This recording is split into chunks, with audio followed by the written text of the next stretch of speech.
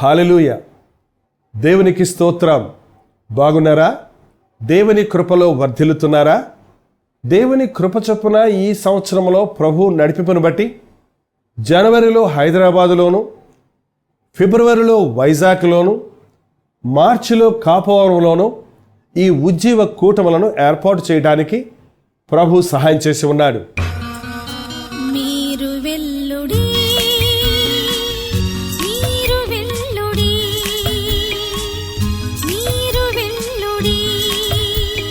కాపవరము పొలములలో ఏర్పాటు చేసిన ఈ సభలలో ప్రభు అత్యధికమైన దీవెనలను కుమ్మరించాడు.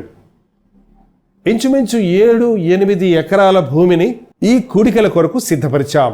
చక్కటి స్టేజీ, లైటింగు, సౌండ్ సిస్టమ్ అన్ని ఏర్పాట్లు చేశాం. 2వ తారీఖు సాయంకాలం 6 గంటలకల్లా ఖచ్చితంగా కూటం ప్రారంభించడానికి తీర్మానించుకున్నాం. ఎక్కడెక్కడి నుంచో, ఎన్నో పల్లెల నుంచి, గ్రామాల నుంచి, పట్టణాల నుంచి, అనేక జిల్లాల నుండి కూడా ఈ సభలకు జనులు హాజరయ్యారు.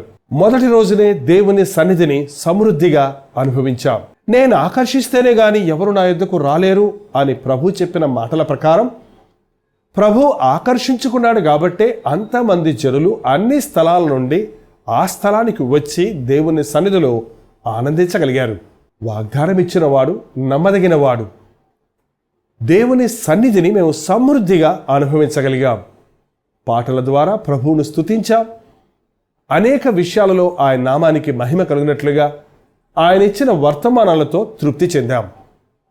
మరి ముఖ్యంగా 27 సంవత్సరాల క్రితం నేను ఆ స్థలానికి వెళ్ళినప్పుడు ఒక చిన్న తాటాకుల పాకలో ప్రారంభించిన పరిచర్య ఈనాటికి ఇన్ని రీతులుగా వర్ధిల్లటాన్ని బట్టి దేవుని స్తుతించాం.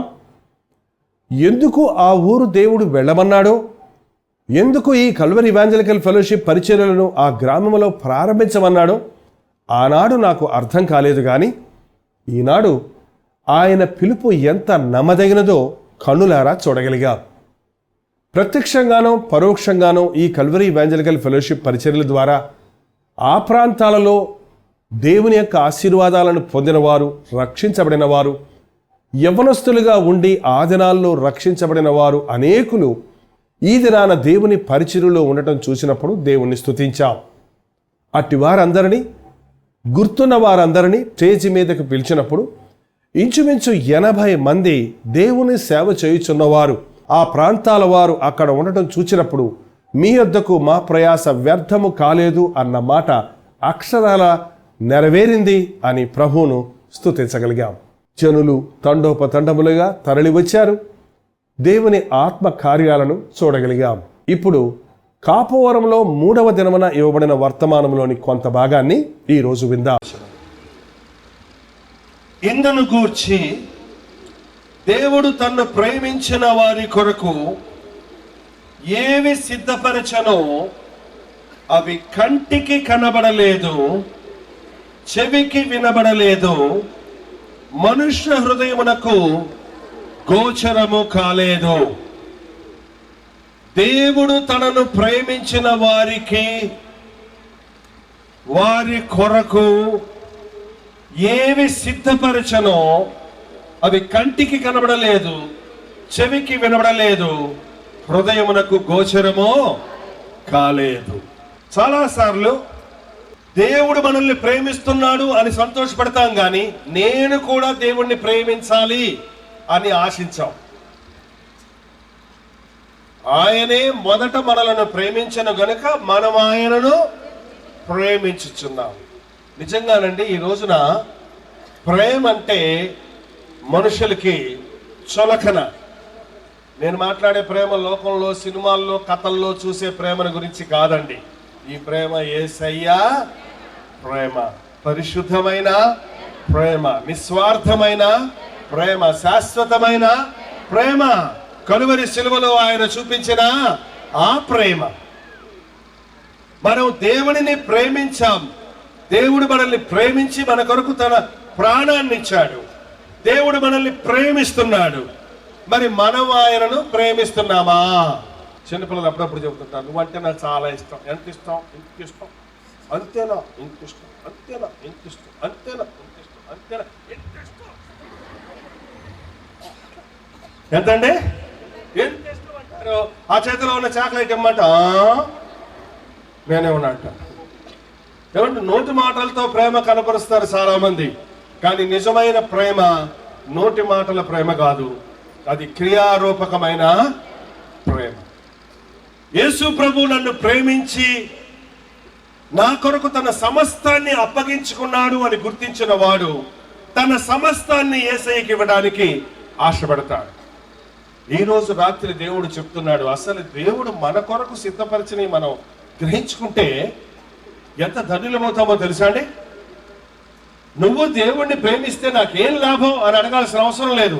దేవుడు ప్రేమించిన వారికి ఆయన ఏమి సిద్ధపరుస్తున్నాడో అవి కంటికి కనబడవు. దేవుడు మనకి సిద్ధపరిచిస్తున్నాడట. ఎట్టిస్తున్నాడండి? అర్థమవుతుందా? అర్థం కావట్లేదా?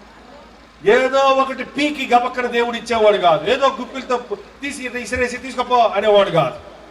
దేవుడు ఏమన్నా నీకు ఇవ్వాలంటే దాన్ని ఏం చేస్తాడంటే ఆయన సిద్ధపరిచి.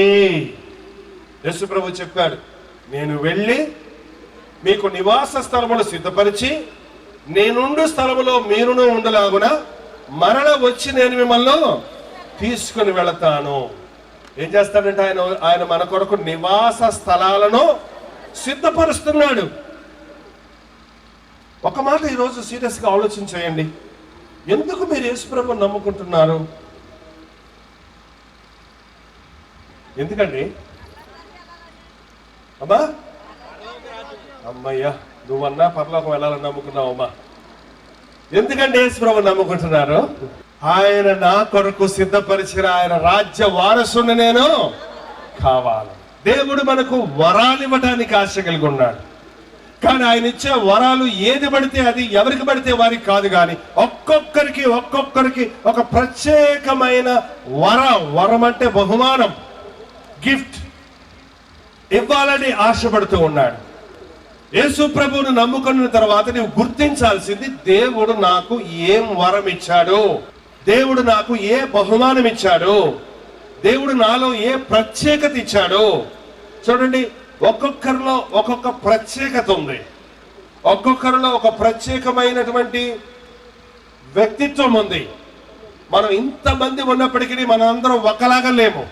కారణం, మనల్ని దేవుడు వేరుగా సృష్టించాడు, మనల్ని రక్షించుకున్నాడు, మనకు రకరకాల వరాలనిచ్చి మనం అందరము కలిసి ఆయన నామాన్ని మహిమపరచాలని ఆయన ఆశిస్తూ ఉన్నాడు. యేసుని నమ్మిన వాడు దేవుడు తనకిచ్చే వరాన్ని, బహుమానాన్ని చూడగలిగితే ఈ లోకం అంతా పెంటలాగా ఉంటుందండి. పౌలు అనే భక్తుడు ఉన్నాడు బైబిల్లో. ఆయన అన్నాడు, లోకమును నేను పెంటగా ఎంచుకుంటున్నాను. లోకం ఎలాగుందంటండి? చెప్పడం లేదు. సినిమాలు అంటే ఏంటన్నమాట? పెంట. డబ్బు అంటే పెంట.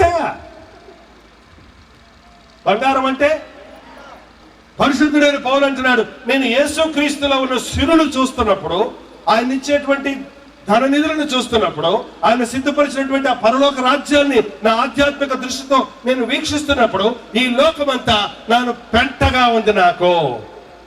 మనం రోడ్డు మీద పోతున్నప్పుడు రోడ్ల పక్కన పెంటలు ఉంటాయి కదండి. ఒకవేళ మీరు వెళ్తున్నప్పుడు రోడ్డు మీద కనపడింది అనుకోండి పెంట, ఏం చేస్తారు?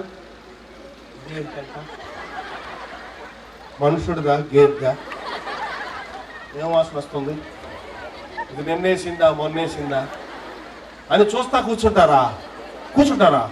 ఏం చేస్తారు? పెంట అక్కడ కనపడితే చిచి